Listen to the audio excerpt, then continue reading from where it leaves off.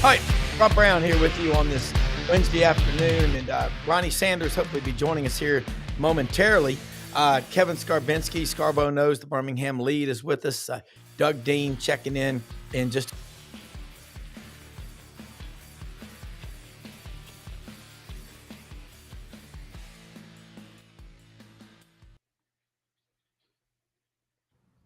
Well, Kevin, it looks like our friend Rob Browne doesn't have great internet as he thought he had. He's in Atlanta. He's turned into that Clark Kellogg Frozen commercial. Look at him frozen. It's a good frozen look for him right there. Well, that's okay because there is plenty to talk about today, and I will take on the quick as soon as Rob comes back hosting position here and tell you welcome to Auburn Undercover live, sponsored in part by auburnundercover.com. Check them out. They are awesome. Ronnie Sanders will be with us shortly, and we'll talk more about that stuff. I'm sitting here with Kevin Scarbinski, all knowing of all things and new host to Scarbo Knows all things in the state of Alabama. And I have been I've been watching Auburn very, very close coming up to this Sweet 16. And I'm actually excited to talk to you about it today because I think they're really positioned to be sort of, not a sleeper team, but everyone's sort of talking so much about Florida. Give me your take on, what you really think their chances are. Rob and other people don't really have them winning, the whole thing, but I know you might feel differently. So tell me, as we approach this, kind of call this a Sweet 16 preview a little bit. Tell me what you think Auburn's chances are in the Sweet 16, and who do you have advancing? Well, I love the bracket they're in. Yeah. And by virtue of being the number one overall seed, that's the only team in the field that gets its choice of where to play. Right. And naturally, Auburn chose Lexington for the first weekend, knowing that if they got through there, they would play the regional in Atlanta. And that's as close to playing an NCAA tournament game in Auburn itself as you will ever get. There will be a ton of orange and blue people there. The jungle will travel. And by the way, Brendan, that's been one of the most amazing parts of this Auburn basketball phenomenon of the last 8 years or so under Bruce Pearl is the way that fan base has traveled. And the best example of that was earlier this year when they went to Duke during the SEC ACC Challenge. And it was a very close game. Duke ended up winning by 6. But the day after the game, it was audible watching on television how many Auburn people were in Cameron Indoor Stadium. Yeah. And the next day, some Duke assistant athletic director / suit sent out an email to their season ticket holders and said, "We can't have this. You guys can't be selling your tickets to visiting teams." There were far too many Auburn people in that building last night. And that was a victory in and of itself for Auburn basketball, even though they didn't win the game, that they invaded Duke territory and made their presence felt. So they will clearly have a home crowd advantage in this Sweet 16.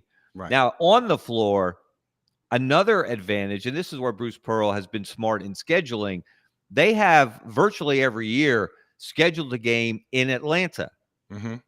For recruiting purposes, that's really the heart of their recruiting territory. Absolutely. They've got so many good players out of the Atlanta area. Of course, again, because it's so close to Auburn, but also they played there this year. They played Ohio State and ran them out of the building, another Big Ten team. Now, Michigan's better than Ohio State, but Auburn is familiar with the sight lines.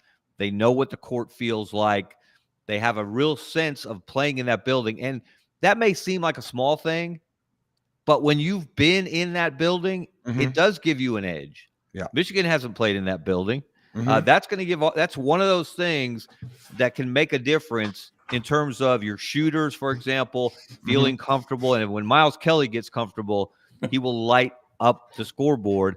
And Tahad Pettiford, to me, is as good a pure scorer as Auburn's had in a while. His ability to score all three levels. We know he can shoot from deep.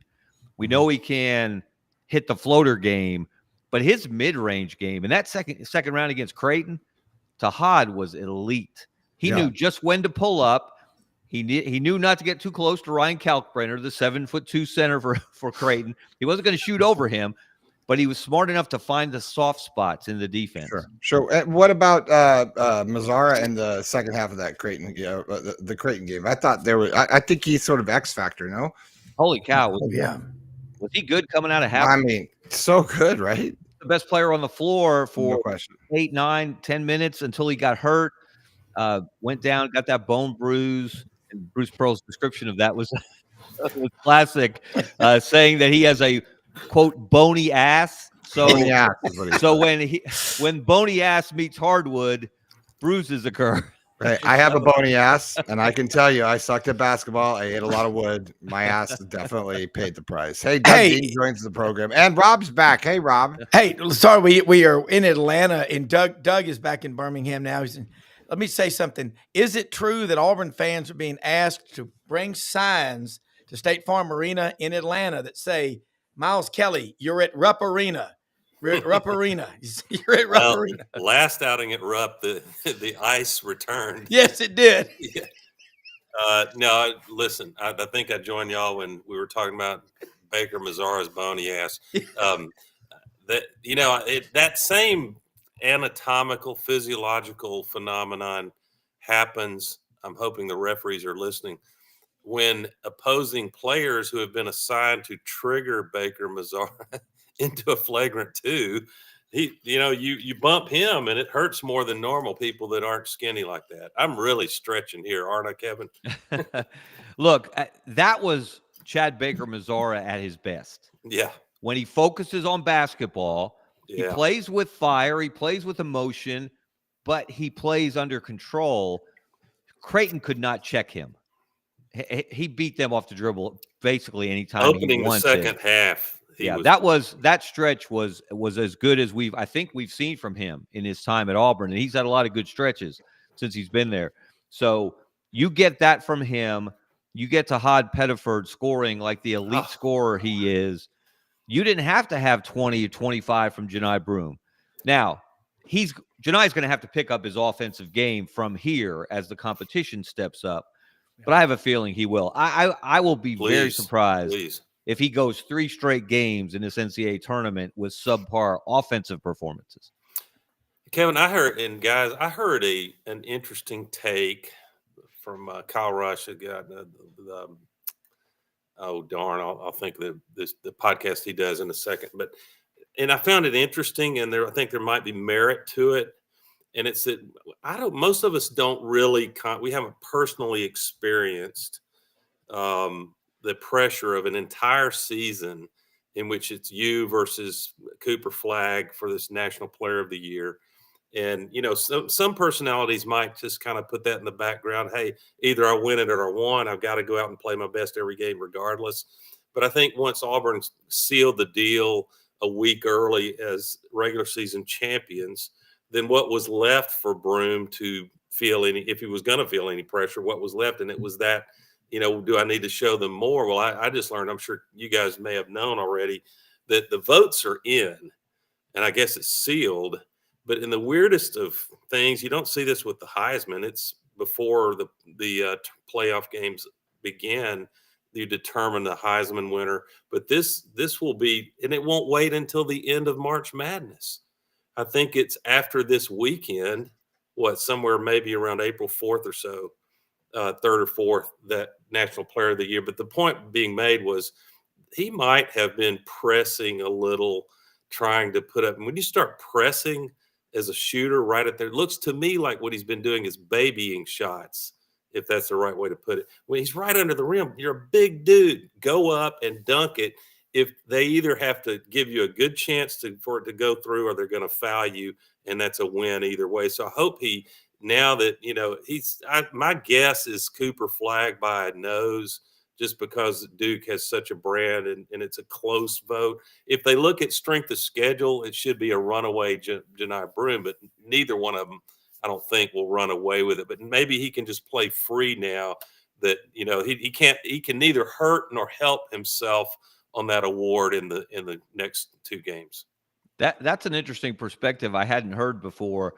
Well, look, right now it's 1-1. There have been 2 National Player of the Year awards not handed out, but announced. And Janai Brew won the Sporting News. And these are the official electors that figure into consensus All-American teams, for example. So Janai Brew won the Sporting News National Player of the Year, and Cooper Flagg won the United States Basketball Writers Association National Player of the Year. There are still the Wooden Award, Player of the Year to come, the Naismith Award, Player of the Year to come. They're given out by the Los Angeles Tip-Off Club, the Atlanta Tip-Off Club, and the AP. I don't believe the AP. The AP's named its All-American teams, and the only 2 unanimous selections were Janai Broome and Cooper Flagg on the first team.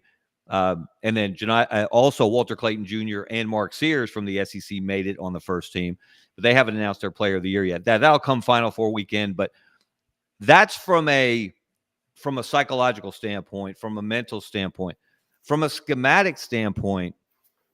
And I think Bruce Pearl has admitted this. They were so heavy late in the regular season on throwing the ball to Janai Broome in the post and letting him basically do the Barkley, back down, pound the ball, back his man down until he either beat his man and scored or they doubled him and he found an open teammate. They got almost too heavy on relying on everything running through Janai Broome almost every possession. And you saw it in that second game against Creighton in particular.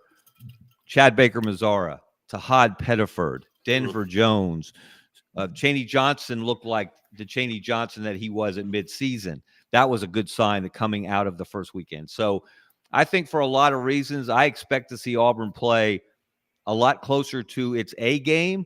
But I will say this, they don't have to play their A game. These words may come back to bite me. I don't think they have to play their A game to beat Michigan, Michigan State, or Ole Miss and get out of there and get to the Final Four. Well, I was looking at and I have to remind myself, Vegas is not telling you necessarily who they think will win per se, but Vegas spreads are an indicator. There's some people that put a lot of analytics and research, and sometimes they even get a little behind the scenes intel. But of the 8 Sweet 16 games to be played this Thursday and Friday, only Duke has the bigger spread, which is 9.5 against Zona. Auburn is by most services, looks like a Auburn minus 8.5 versus Michigan. I think that's not a bad line, because you look at the guard play, which is Justin Ferguson at Auburn Observer wrote a really detailed deep dive into as Auburn's guards go, particularly scoring. Certainly defense too. It always defense travels, but there's a high correlation. And you can say this is Captain Obvious, but especially with Bruce Pearl teams, when our guards have scored well, those are March Madness games that Auburn has won. And you don't have to. The only game that Auburn had a subpar guard play and still nearly won was UVA, and we had an intervention from the Zebras late in that game. Or a lack of intervention, not go. Recognizing the double dribble. Exactly. Which totally changed the game. Still too soon. I know it's 5 years later. Still too soon to think about. So, but these, man, between Pettiford, Denver Jones, and Miles Kelly, like you said, Miles Kelly, quiet. he was cold. He's not going to stay Creighton. cold.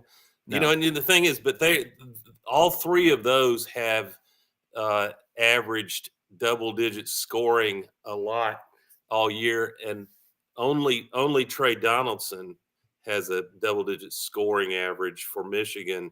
So you got to figure that Auburn will get good scoring from some combination of the guards, hopefully from Baker-Mazara. And to your point, Kevin, what if Janai Broome returns with his double? Doesn't have to be 20, but if he pours in 12 or 14, and I mean, this game shouldn't be close. And I hate even saying that because it implies disrespect for a very good mission. You get to the Sweet 16, you're capable of beating anybody in the field on a given night.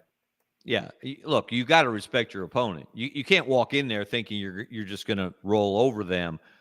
But I think Auburn has a distinct advantage at the guard spot on the perimeter.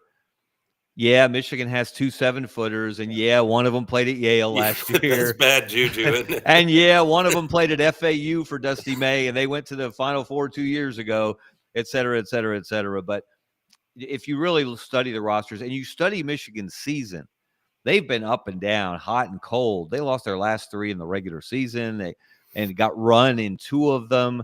And they haven't played as many games. This is one thing that jumps out at me, too. I was just looking at this earlier. Auburn has played by far more games against the rest of the remaining Sweet 16 field than anyone else. They've played 13, and they've won 9, which is 3 more than the next closest team in terms of, again, wins against this current Sweet 16 field. So Auburn is not going to see a situation they haven't already seen. They're not going to be intimidated by anyone. They're not going to feel uncomfortable. They may feel uncomfortable at times, but look, they had to sweat and work against Creighton. Yeah. That was a really good second-round game against a really challenging opponent that was very well coached. You're saying there's benefit, and rather than it hurting your confidence, the early struggles or letting them score 9 threes, which almost all of them were contested, tough shots. They were just hot. And the way they reacted and made adjustments in the second half and gave up only 3 3-pointers said a lot. That was a very good sign for Auburn going forward. Who's the key with Auburn? The Burgermeister, Mike? I mean, because key, what do you mean the key? The halftime adjustments that Auburn does. Well, on the defense, he's the offensive guy. Stephen Pearl's the defensive coordinator. I'm saying he and Pearl do a phenomenal. They don't really do it in football. Either you do it like Jeremy Pruitt during the first half, or Kirby would do it at the halftime with Saban. In basketball, I'm looking at the job Auburn does. They beat you with a lot of different styles, and y'all referenced those 7-footers that Michigan has. They won their tournament. What does winning the conference tournament really do for you in terms of seeding? I don't think a damn thing. But one thing I've noticed about Bruce Pearl this year with Auburn, he's a lot more relaxed. Granted, you're in Lexington and Atlanta, which we're in Atlanta now. And I mean, there's many Auburn people as there are Georgia people here. It's just, at least right now there are. There's just so many Auburn people. Guys, I'm going to ask both of y'all a crazy loaded question. You think there's a danger that Auburn's too comfortable playing in Atlanta because, it's going to be it's an advantage for sure. Well, if muscle memory or just memory itself means anything, Auburn played a Big Ten team in Atlanta in December and ran them out of the building. That's right. Purdue? Was that Purdue? Ohio State. It was Ohio State. Yeah.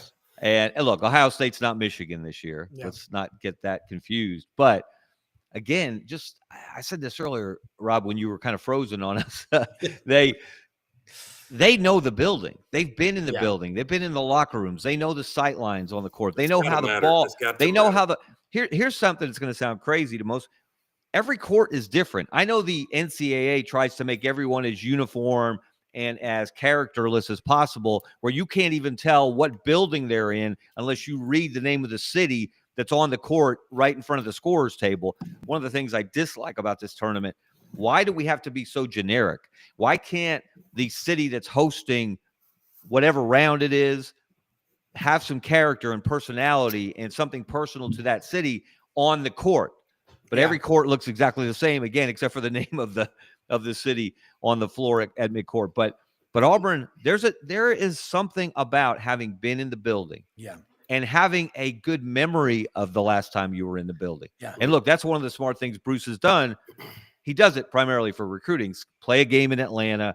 They have done a fantastic job of mining talent from the state of Georgia, the Atlanta area. So play a game there every year there for that reason. And then in those years when the NCAA tournament is going to be there, like it will this weekend, just a double bonus. To Rob's question,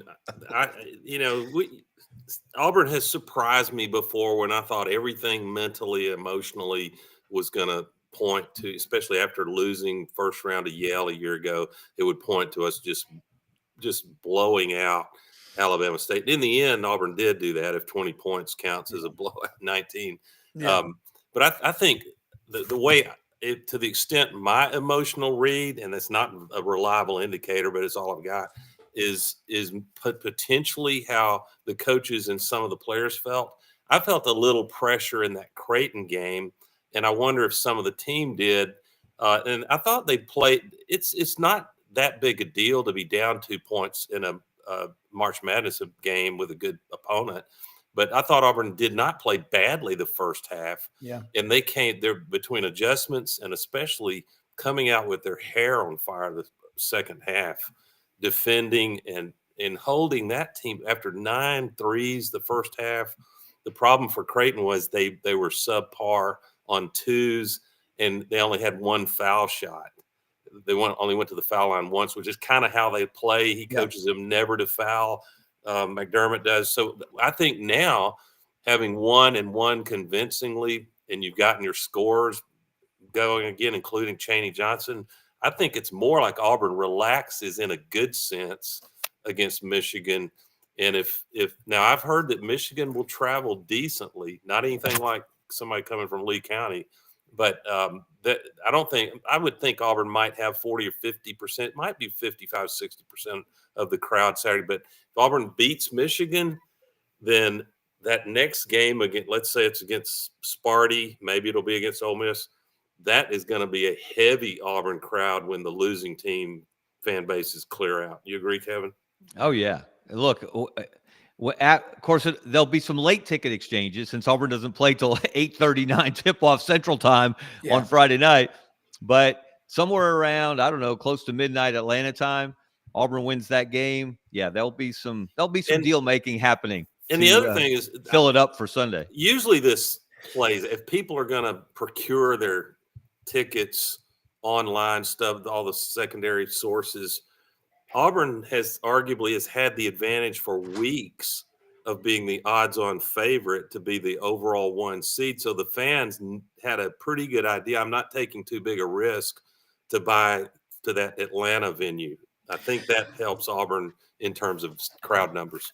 Yeah, I mean, Kevin, I know you got to go, but the alumni, Auburn's biggest alumni base in America, outside of the state of Alabama, is Atlanta. And I mean, I'm up here in Smyrna, less than a mile from the Braves Stadium. Man, downtown Atlanta it's tailor-made for this. What does State Farm Arena hold, guys? 17, 18,000? 19 maybe. Oh, 19, in that range. It's a basketball arena, which is a good thing. It's not a dome like they're going to play in Indianapolis. Yeah, and we're going to head down Friday, and it's going to be, like I say, 10 o'clock or thereafter Eastern Friday night. So I think there will be tickets. Right now, the price is way up there. But Ronnie Sanders was running late. He's going to join us. Kevin, I mean, I hate that Before you let Kevin go, I got a question, Rob. Yeah, because I want you to make sure you tell people about your great show on this channel. Sure, before Kevin pimps his product online. Pimp my ride. It's a great – Kevin does great content with an entertaining flair. But if y'all didn't talk about the controversy, if it's even that, of Derek Queen, Maryland's alleged traveling non-call at the end of that one. This is like – it's a brain teaser for me to listen to Gene Steratore, or however you pronounce his name. Yeah. But he listen to this will give you a brain teaser trying to say, how am I going to watch this and know a travel when I see it? Not to mention that stupid Euro step, which is a legalized 4 steps if you do it with a little sway. But he says, by rule, the dribble doesn't end until there's a firm possession with one hand locked or more times than not with 2 hands securing the ball. So we've got to look to see when the dribble ends. So, I mean, I thought this was a dribble, Kevin, and you see it in. Derek Queen makes the turn around the loop toward the hoop. At that point, when he brings it back up, we don't know that it's fully possessed. Is this ridiculous? I think Gene Steratore was possessed when he came up with that word salad. If he bobbles at that point, then he could continue to bobble that basketball all the way to the hoop without traveling.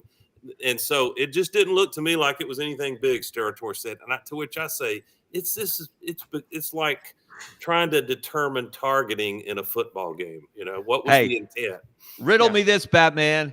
If that's Duke playing defense, that is a travel. 109 out of 100 times. Or if it's Duke on offense, they get 5 steps. Yeah.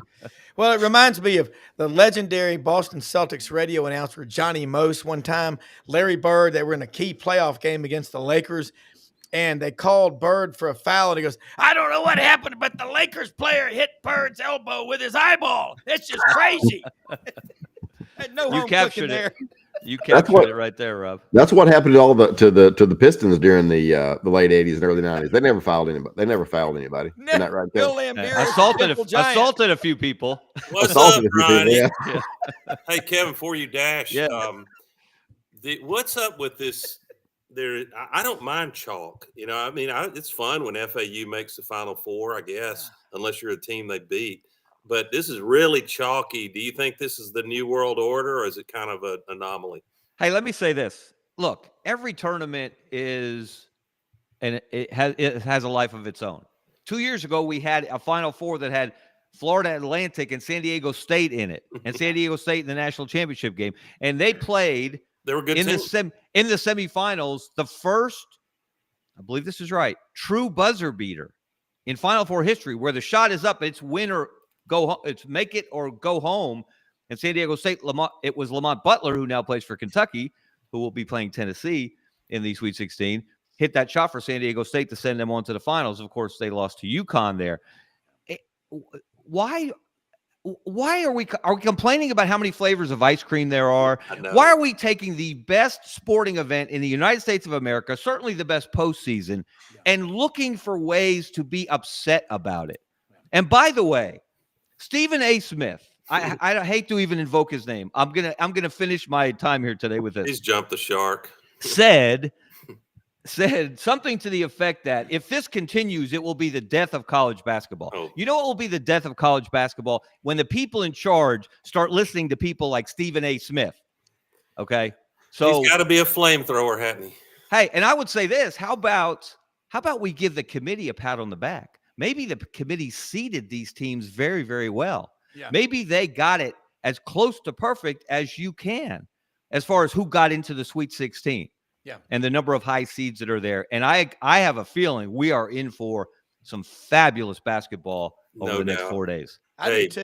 And you got to love Screaming A. Smith. That's what I call it. I was sitting in Chattanooga. I had to go to Chattanooga on a little business. And this morning having breakfast in the hotel. And all the Tennessee fans are already have their dreamsicle orange on. And I showed a couple of them a copy of my bracket with Auburn and Tennessee in the championship game.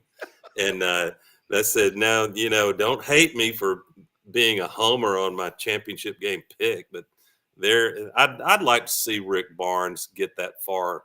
And if Auburn can't advance, just speaking as a fan, I'd like to see Rick Barnes have that moment.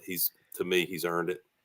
Yeah. He's got a Final Four with Texas, but shockingly, Tennessee has. I forgot about that. With as rich a history as they have in basketball, that they have, as a program, never been to the Final Four. I have a feeling, I'm with you, Doug. I think we're going to see them there. But I also, I've gone full SEC. I think we're also going to see Auburn and Alabama and Florida there, and it's going to be a big SEC party. Kevin? Well, but we got the numbers in our favor, don't we, as a conference? Theoretically. The thing you hate, it is what it is, and it was inevitable. 2 SEC teams were going to face because you got 7 in. But I kind of hate that Kentucky and Tennessee have to play each other. But I mean, it was going to fall somewhere. Yeah, Ronnie, what were you? I mean, you were going to say something before you do it. I wanted to say, did y'all see the meme when Tennessee lost badly in the playoffs at Ohio State? They had that couple in there. She looked like one of those women from Hee Haw. He goes, "I've had enough of this. We're going to Shoney's." Golden Corral. Go ahead, Ronnie. No, I wanted to ask Kevin. I was talking to Stephen Pearl last year, and I asked him, what are the best basketball jobs? I can tell you all the football jobs, but from a basketball standpoint, what are the best jobs in the conference? Give us your top 5, 6, 7. Oh gosh, that is it's different. It used to be the automatic answer was Kentucky number 1 and everybody else well below. That's not the case anymore.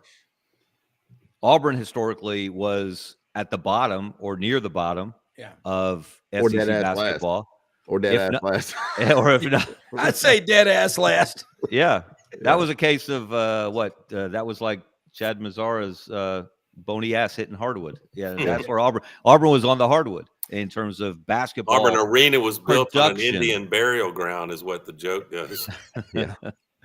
Yeah, I saw. I as you, Doug. I saw a lot of games in there with a lot of empty seats. So remember the blue curtain in Beer Deeves? Yes. They because they couldn't fill the play. That was embarrassing. And then when they got good with Cliff Ellis in the late 90s, then all of a sudden it was a tight ticket when they limited the attendance to about 10-6, and they were filling the place up because that was a traveling circus with Chris Porter and Brian Smith and Doc Robinson. Those guys were elite. It still surprises me that team didn't go farther than the Sweet 16. Yeah. But basketball jobs historically behind Kentucky, Alabama, and Tennessee, and they'll fight it out. One will say they have the second best program all time in the conference. The other will say, no, it's us. And if you look at wins, all-time wins, championships, it's a close battle. Alabama has an edge now because they've been to a Final Four. Tennessee hasn't. Yeah. So I think those jobs, really. LSU's not going to stay down either. LSU historically, look at what they've done, how many Final Fours they've been to. And really, to me, Ronnie, it's more about because so many programs, so many schools are putting so much into basketball. I think it all comes down to coaching. The coach to me now, more so maybe than in the past, the coach makes the program more than the program making the coach. Yeah. Because everybody's throwing money. Through all the money the SEC's making, they're throwing money at basketball like they never have. They're throwing money at coaches, head basketball coaches the way they never have, facilities. So the facility pipeline's about to end, obviously, with revenue sharing and the new NIL, whatever form that's going to take, and that'll end up in court in about a minute and a half once that starts. When somebody tries to say when that new entity the NCAA has created that's going to rule on NIL deals, whether this is legit or not, or fair market value. Good luck with that, fellas, because you're going to be in court real quick the first time you say, hey, that dude's not worth that $75,000 of that NIL deal or that $300,000 NIL deal. Yeah, I'll see you in court, counselor, on that one. So, So I really think it's more about the coach, Ronnie, than the program. Bruce, nobody has proven that more than Bruce Pearl at Auburn. Given the historic woebegone nature of Auburn basketball since the beginning of time, and now Bruce has made it one of the best programs in the country. What's surprising in state here is, and if my good Bama friends would give me a little grace from the last 4 or 5 years that Auburn's down in football, but Auburn's a historically, proud in its own right football program. But both of and putting it mildly, Alabama's a football brand with few equals, maybe no equal. But they're both putting in back-to-back multiple great basketball seasons, 1 and 2 seeds, Final Four on the rafters for both programs. Didn't see that coming. I always felt like Florida showed us that you can be great in football and basketball at the same time. It's just less common.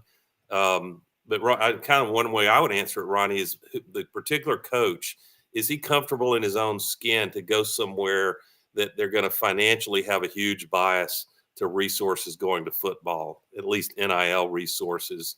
If I'm a head coach, I would not, if it's a program that expects to make March Madness, I would not go somewhere that is starving you on NIL. That's how you go to the coaching graveyard. But you don't necessarily have to have the money that Calipari's spending for a roster at Arkansas at the moment. One thing that when we had Jay Jacobs on the podcast, we're doing a podcast with him for those who don't know. He mentioned 10 years ago, 20, well, it's been longer than that, 2013, said that Mike's Live called everybody in, called all the ADs in and said, hey, look, we've got to invest in basketball. So we're terrible. And, and fast forward a decade, it was visionary. It was visionary. It's live. Yeah, all these commissioners. Look at Sankey. It's pretty amazing.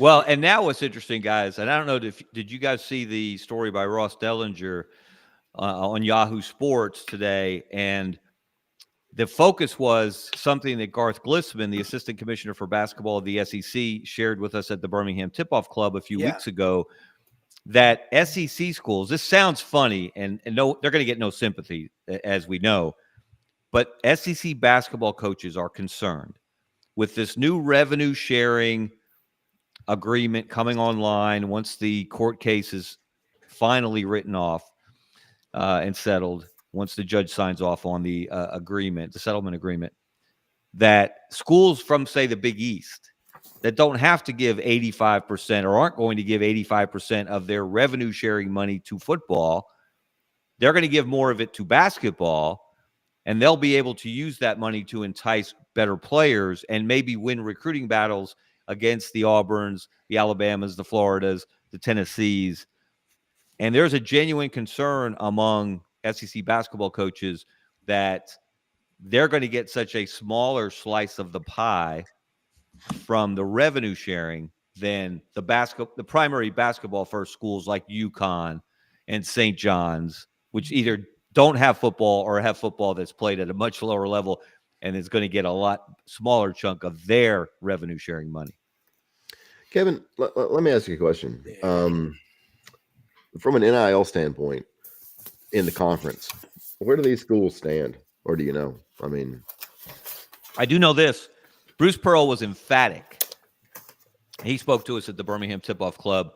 Gosh, it seems like forever ago now, back in January, I guess it was, and said, I won't tell you where Auburn ranks, but they ain't at the top, and they're not. There are more than one ahead of them in terms of who's spending money on NIL. I think, from my understanding, Arkansas, since Cal went there, they were at the top of the heap. And you hear different numbers. You hear 5 million, you hear 6 million, you hear 7. Again, this is so hard to discuss with any degree of precision because there is no database that says you have to say, okay, this is how much we're spending. But there seems to be a consensus that Arkansas is right at the top right now. I think, from what I've been told, that there are coaches in the league, maybe in this state, that aren't real thrilled with where they are with NIL, and it's something to keep an eye on. And they're going to be, again, going back to the revenue sharing aspect of this, they're going to be coaches, not just in men's basketball, that are going to be upset with their cut of the pie. The X factor that, when we say the word NIL, it tends to evoke in most of our minds how you go get a 5-star high school senior, or how you lure, let's be honest, how you tamper with another program through back channels and get a proven commodity, or that you believe you've evaluated he's going to really help you. And that costs money. But the other one that doesn't get talked about as much happened. It in fact happened with Janai Broome. And I feel pretty good about these numbers. People just, because there's no moral consequence or business consequence for it. Anybody who's got a microphone in their face can say, well, Auburn gave Janai Broome $2 million to come back for another year. No, they didn't, based on my information. And what happened was, and any of you guys can fact check me, he had handsome NIL, but it was under 7 figures. And he got offer. He was getting whispers from a couple other schools that wanted Broome, and they were going to be 7 figures. He talked to Bruce, said, listen, I really love Auburn. I want to come back here for my senior year, but can you just show me some sign of good faith that we got a little improvement on the NIL number? Auburn was able to do that, but let's call it $800K. Well, that's money well spent when you're bringing back a loaded roster. Don't you think Auburn, in terms of brand and revenue and anything you want to measure, the season they're wrapping up, even if they lose to Michigan at this point, that was a good investment? Wasn't there an ROI on that, high 6-figure Broome investment? I think so. So it's how you deploy NIL. It's not just that you spend the greatest amount. Well, Kevin, you've chronicled in the last 8 years, either Auburn or Alabama have won the regular season SEC championship in basketball or the tournament. And in some years, Alabama's done it both. So that's 8 straight years. And the coach is bigger than anything else now. But as far as NIL goes, I think it's like, having kids. We all know this. If you tell your kids when you're at Six Flags, you've got $500 to spend, you're spending $500. Okay. You have to be very careful. Or if you have your wife with you, you're spending about triple that. Yeah, exactly. Hello. Right. And so, there was my kids always got me on, there was a book fair, and I was like, really? Like, okay, there's always a book. But I think you've got to be careful, and nobody's telling, they're not showing their hand. It's poker face is where we are right now with the NIL. I do know some people that are running collectives at some places, and I've always promised I'm not going to say where, but I'm telling you, they're sitting on it. They're almost scared to let people know how much they have because they're going to spend it all. And when's it going to stop? That's what we don't know. And the guy, Jack Turner, my attorney, is an antitrust law savant. The only laws that the NCAA, that the colleges like Auburn and Alabama and Tennessee have to worry about are antitrust laws. At some point, Title IX is going to rear its head, and we're going to have Armageddon. Because 97.3% of the money going in NIL is going to male athletes now. When the House settlement comes next month, I don't know what's going to happen. Billable hours are undefeated. That's right. That's just another flood of lawsuits waiting to be unleashed. Yes. I'll give you guys, look, recruiting is not my forte. I'll give you guys a little insight, though. I know there are some Auburn fans because I've heard from them, that would love to see Yaxel Lindeborg from UAB in an Auburn uniform next year. And by the way, Yaxel and UAB, they're playing in the quarterfinals of the NIT tonight. You want to watch some good basketball tonight? Yeah. They're playing at UC Irvine, which has 30 or 32 wins.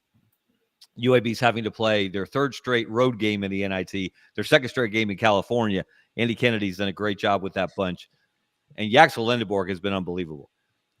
Yaxel Lindeborg was offered in the range of $500,000 by Memphis after last season to go play for the Tigers. UAB's entire NIL basketball budget is much less than $500,000. I don't know exactly what they gave him, and I think it was the majority of what they did have, but he was loyal to Andy Kennedy. And there's a factor that we don't talk about. We talk about this purely in terms of economics. But Andy Kennedy gave Yaxel Lindeborg a chance to play college basketball at a high level when dude had barely played high school basketball before he went to JUCO. And his development at UAB has been astounding. My understanding is he will put his name into the draft and most likely will stay there because he's inching up towards the first round. He's almost a consensus second-round pick. But he's getting closer and closer to being a first-round pick for someone. Someone in the first round is probably going to take him because he is just scratching the surface because he's played so little basketball, comparatively speaking, to his peers. So, but watch that guy tonight, man. He is special. He's leading the nation in double-doubles. He's the first player in UAB history with 400 rebounds this season. He's one of the best rebounders in the country, and he had that 30-20 game in the AAC tournament, 30 points, 20 rebounds. He had about 7 assists, 6 block shots. The guy does it all. He's a special player, but I hate to inform Auburn fans, it's very unlikely that you will see him in an Auburn uniform next year. As much, and look, I would love to see him play in college another year because of what he's meant to the city of Birmingham and UA. Great if he stayed and played one more year, but that's not realistic. It's also probably not realistic that he goes to Auburn or any other high major suitor, and he has others. It's more likely you're going to see him in the NBA next year. We haven't talked about Arkansas is kind of sneaky dangerous now, aren't they? They've got Flan back. I mean, I don't know if they can advance to the Elite Eight, but I'm going to be watching that one with interest because Coach Cal has probably unfairly gotten the reputation that he's not the greatest March Madness coach. But what you're saying is his 2 favorite letters of the alphabet are not X and O. Yeah. Is that what you're saying? I think, yeah. But, he might have silenced some of those critics when you talk about beating maybe we can say now a slightly overhyped St. John's. That might be unfair because it's just hard to measure. They didn't play in the SEC, but Pitino is the head coach. I guess y'all saw Richard, his son, is headed to Xavier. So the coaching carousel is. How about being Will Wade and getting rehabilitated this quickly, and now he's headed to NC State? And he didn't even work for Nick Saban. Yeah. Y'all know what team? Right. He didn't go through the Saban car wash. Do y'all know the teams that are tied for the most NCAA tournament wins this decade are? This decade. Ooh, SEC teams. Oh, gosh. Oh, Arkansas is right there. Yeah, Because they went to Alabama. Because they went to Elite Eights. I knew Alabama was there because this is their third straight Sweet 16 with a Final Four in there as well. But yeah, Musselman went to two Elite Eights and a Sweet 16, I think, back to back to back. When what scares me is when we were in Fayetteville in October, we were privy to some information about a couple of those big donors that you may or may not have mentioned. I couldn't believe what they have up there. It was way more than I thought. And Cal, you talk about a fundraiser. Holy cow. He would hold court with Frederick W. Smith in Memphis like nobody. And it's something to watch out for. But Auburn, I don't think most people – I've worked on that campaign for Auburn. Auburn has some deep pockets. And I think, Ronnie, you know that, and Doug and Kevin. Here's the thing. Let's not kid ourselves. Players have always been getting paid. And there are plenty of cases over the years where a guy was offered a lot more money to go to another school, but he actually wanted to go to that school. It was tax-free too, Rob. That's right. That's one thing I was gonna bring up. For Kevin in particular, do places that have dynamic coaches like Bruce, for example, or Calipari, and places that have a family atmosphere like Auburn, do those schools have an advantage in the NIL era to get kids like Janai Broome to take a little bit less because they enjoy being at school there? Or does that even it out for everybody? I mean, great question. I think that's a really good insight. There's insight in that question, Ronnie, and I think that's exactly what happens at certain programs where guys want to stay. They want to come back. Every college basketball player, whether they have the talent to do so or not, wants to play in the NBA. And they want to get there as soon as possible on one level. But if you can enjoy your college experience and you can play with guys that you enjoy going to practice with every day. I saw and get paid. I saw a fun video of, it was at a water park. I don't know if it had to be in the summer. It couldn't have been this week. Dylan Cardwell and maybe Denver Jones going down a water slide and just they were kids enjoying being kids together. Yeah. Sarah Ashley Barker from Alabama, unbelievable game in their second round. They lost to Maryland in the second round of the women's tournament. She scored 45, tied for fourth all time in an NCAA tournament game. Made 3 free throws when they were down 3 with 0.7 seconds left at the end of the first overtime to force the second overtime. And in the post game, she was pretty composed the first few questions. But when they asked her, what did it mean that you're not going to get to play with these players again? She broke down. Yeah. And she talked about what it meant never getting to play with her sisters again. Again, we focus on economics and we focus on NIL. We focus on revenue sharing and dollars. And far be it from me to discount the importance of those things. Yeah. But there is another factor too. And that's where the best coaches, the Bruce Pearls, understand who these guys are as people. What motivates them? Are they mercenaries or do they want to be part of a family? And he's done a great job of hitting on the guys like Janai Broome, Dylan Cardwell. I call him the minister of culture at Auburn. Guys who mean something to be there and be part of that group. In his own words, go ahead, Ronnie. No, I'm just going to say, does a place like Auburn that focuses on family, talk about the Auburn family atmosphere versus, I don't know, some other places, does that help? I think it does. I think it differentiates. It's got to be you. authentic. You know, Georgia started having Do you have a pin? family. Do you have one of those authentic pins from the Terry Bowden era? I've got a shirt in here. I've got a shirt in my closet. I thought you might. When you saw recruits, I still have an say, attitude the Tiger shirt. Walk, the Tiger I do Walk too. did it for me. Sorry, we're all walking all over each other, and I apologize. The things get imitated. Imitation is the sincerest form of flattery, as the saying goes. But I think most athletes, students would tell you, I can't put it in words, but there is something authentic about the experience that students seem to have at Auburn and that athletes do. So I think what you've got to be in the hunt with NIL, with facilities, with the arms race, all of it goes into it. They've got to like the head coach. I think that is a big deal. It might be bigger than NIL. And then if you're lucky, your team comes to love each other and they just hate the idea of it all coming to an end. And what Bruce has done, which is it's a calculated gamble. It did not work out. Let's not forget with JP Pegues, the guard that came in this year. Yeah. He just never has gotten to the court. He's not who Bruce hoped he was. And maybe his confidence got hurt. Hey, if I had to practice with Pettiford and Denver Jones, it would probably hurt your confidence. I'm going to throw one out on a higher scale. There's one athletic director and one booster. I'm going to invoke their names.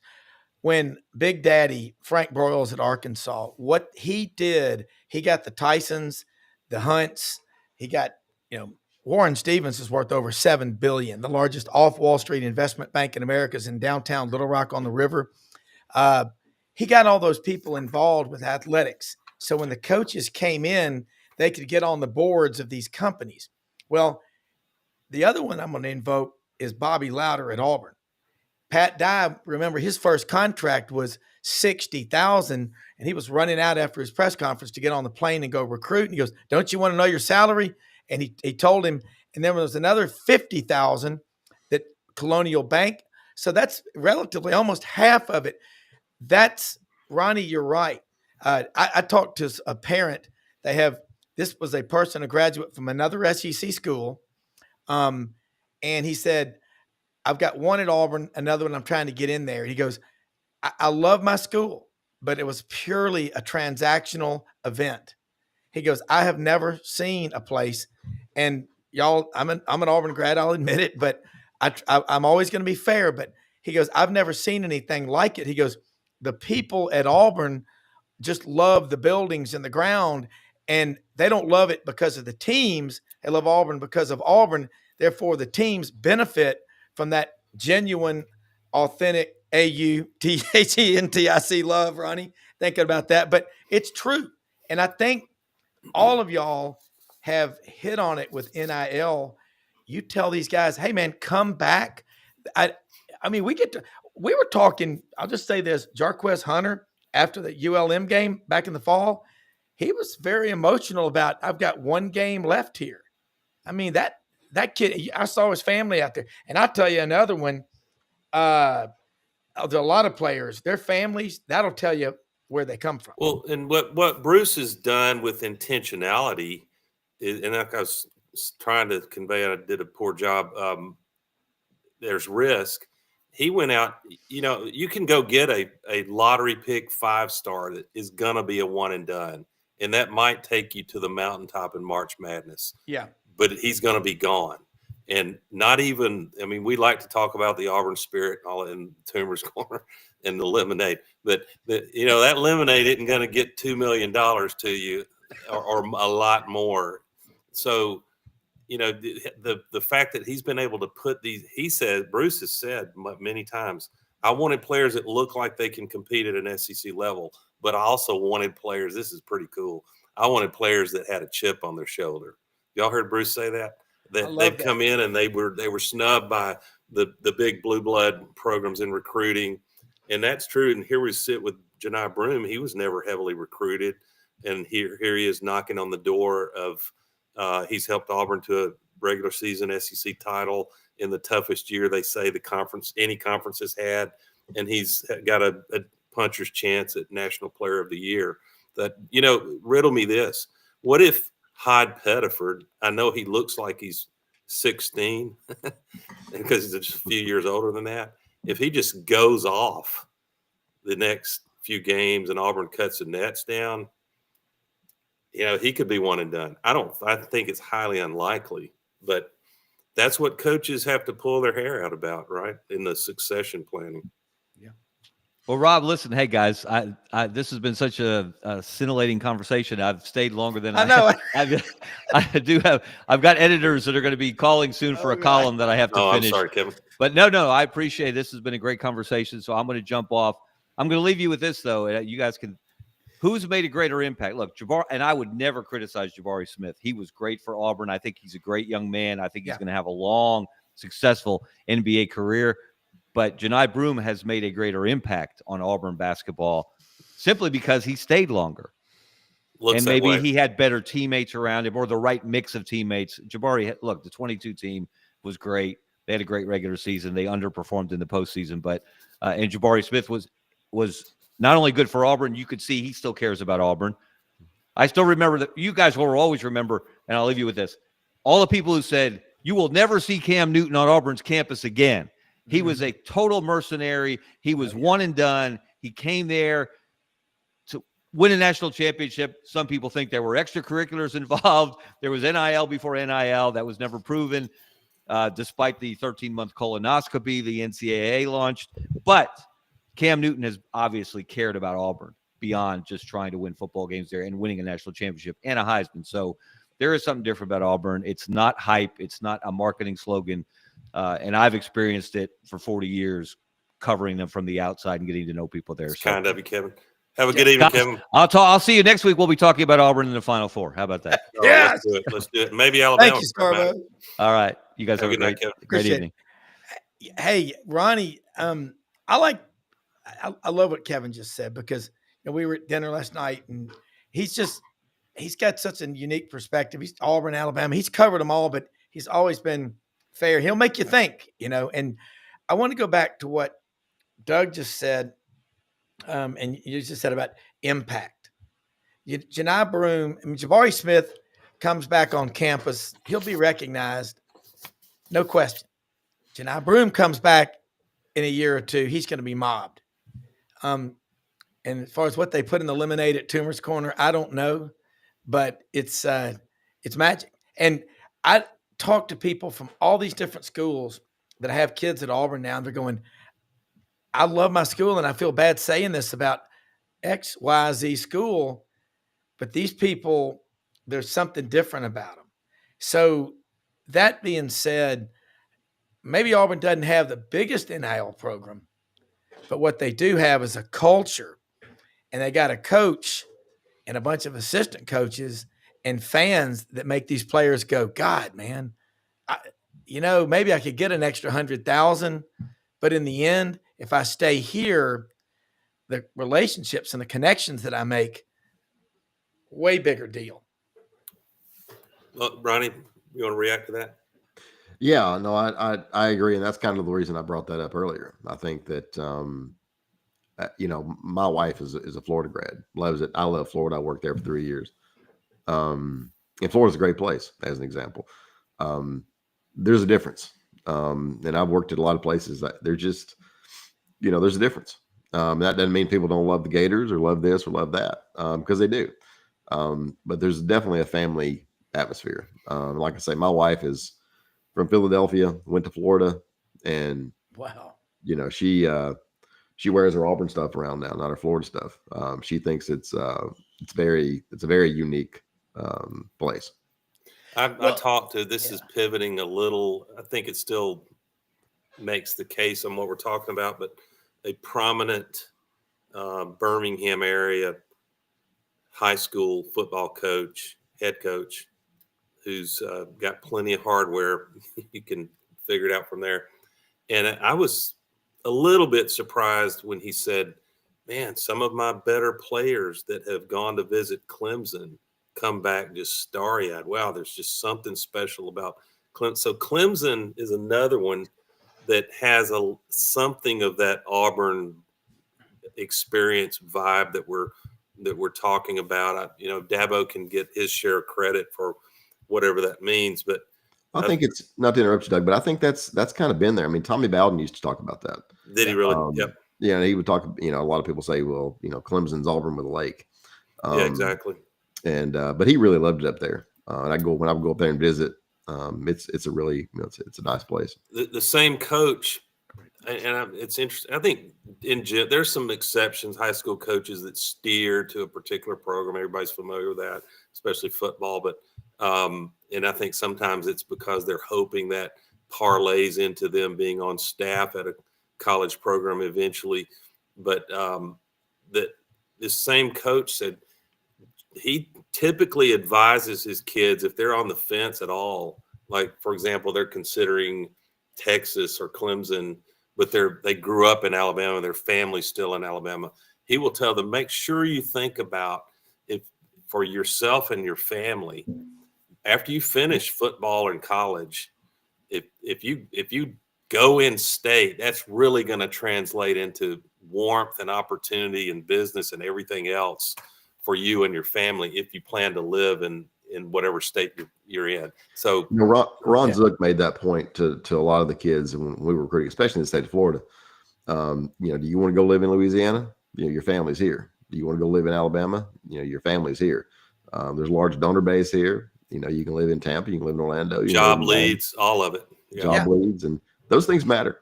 They should. So I think what Bruce uniquely is able to do is he's an electric magnetic personality. And so if you get in the game, I don't think we'll lose very many players over $100,000 or $200,000 NIL if they really like what Bruce is doing. And he's probably also able to say, listen, you don't have it right now, but if you go out and perform, you're who we think you are, you'll have the NIL you're looking for year two. And so I tell you who I would not want to be is a program that's got all the NIL money in the world, but a coach that's not a player's coach, that's just hard to, for example, he's going to not let you play free. These kids want to shoot the ball, don't they? And he's going to try to win games 55-50. I think that's a problem to recruit to nowadays.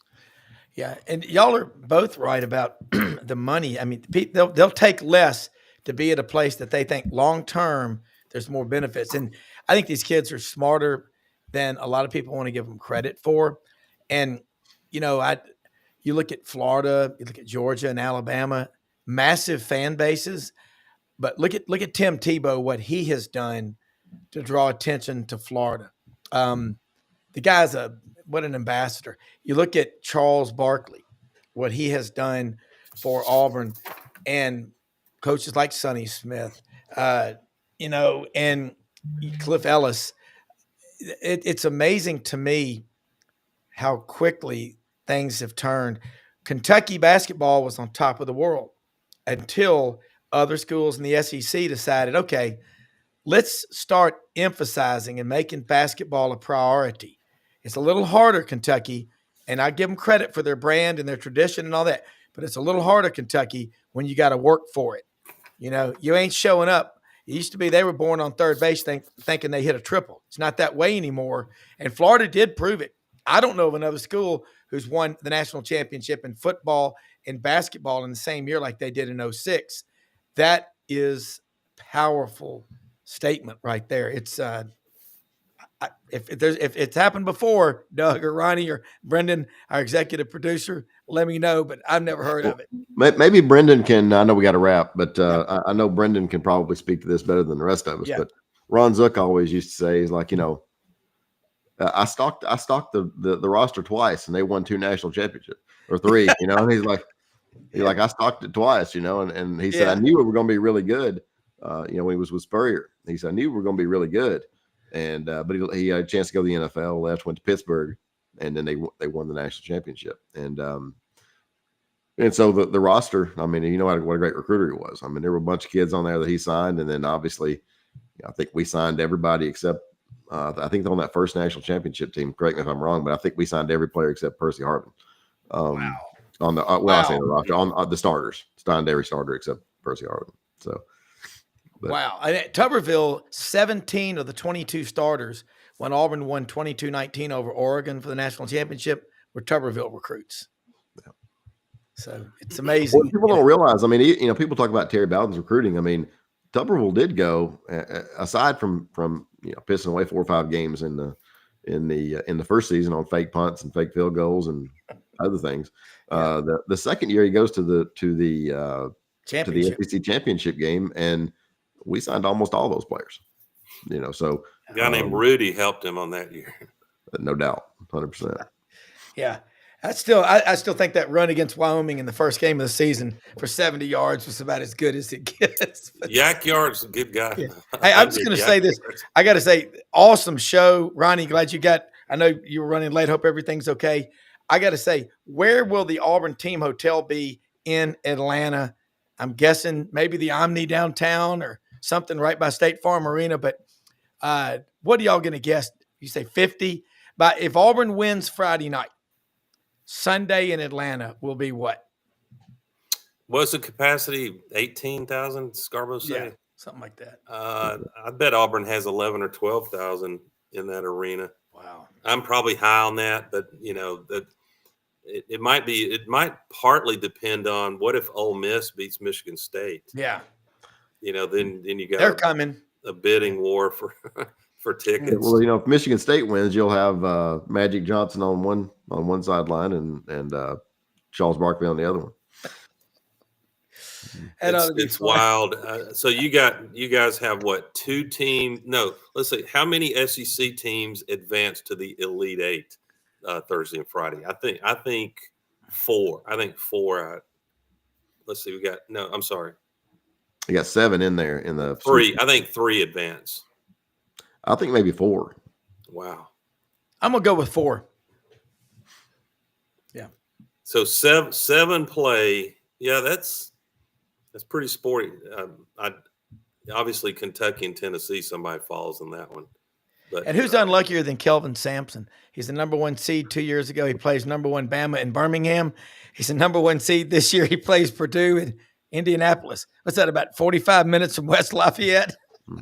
Is he Little Abner? I think Tennessee will beat Houston in the Elite Eight, but I do like Houston. I don't think Purdue's going to be able to handle Houston this week. And so I like Auburn, Florida, and Tennessee making the Final Four. And I hope I didn't alienate half your audience there. This is an Auburn-centric show anyway this afternoon. AU Undercover. There you go. And what's going on with me? I have a crimson shirt on for this show. Bad omen. I don't own anything crimson. In fact, I don't. My daughter, my oldest daughter, came in with a red shirt the other day. I'm like, you realize you're not wearing that, right? Yeah, we stopped at the Buc-ee's in Leeds on the way over today. God, they got Auburn stuff everywhere, and they're going to be selling it downtown Atlanta. But I think what's going to Auburn. I think you're going to see Janai Broome just explode on this stage. Yes, Saturday. Please. Yes, Friday please. and Sunday. I'm with y'all. And Doug, you made a great point yesterday when you were driving to Chattanooga about the pressure. You know what? Desperation repel. If you're a salesman and you seem desperate, it will repel your potential customers. Just play free. Just play relaxed. Quit babying these shots, Janai. You're big and tall. Be who you were. Yeah. You're big. Guys, we'll see y'all next week. On assignment. I'm going to my hunting club Friday night, and turkey hunt, you got to be in the woods about 5 a.m. Yes. Auburn doesn't tip off till 8:39. So we're going to be turkey hunt, have loaded 12 gauge in our hand with a lot of sleep deficit. Hey, it's going to be great. Awesome show for executive producer Brendan Martin. Ronnie, awesome. Doug, Kevin, everybody. AU Undercover, best site for Auburn on the planet. No better place. Thank y'all.